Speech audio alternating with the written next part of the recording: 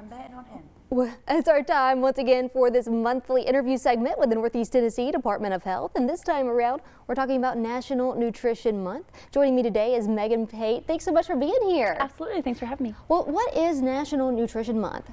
So it is a time for us to kind of gather. We can look at how we're eating, what we're eating. It's time to make those small changes, revisit our New Year's resolutions to improve what we're eating so that way we can improve our long-term health. Well, speaking of that, how can people incorporate more fruits and vegetables into their diets? Making small changes. We don't want to burn out with big lifestyle changes.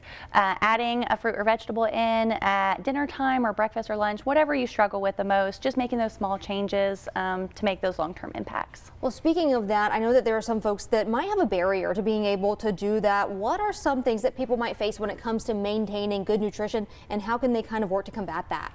My biggest complaint I hear is time. We're all busy with school, work, families, extracurriculars.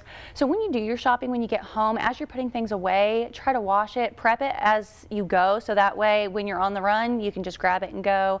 Accessibility is a big issue.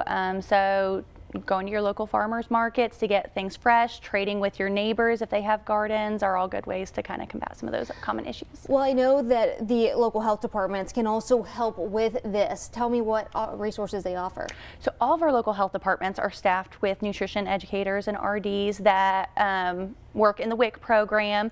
They do individualized counseling and education. To learn about other resources, we just encourage you to contact your local health department to see what they have available. Well, if someone's at home and they're listening to this and they want to do this, but they're like, oh, it's too daunting, or think of anything, what is something you would say to them to encourage them to maybe just give it a try?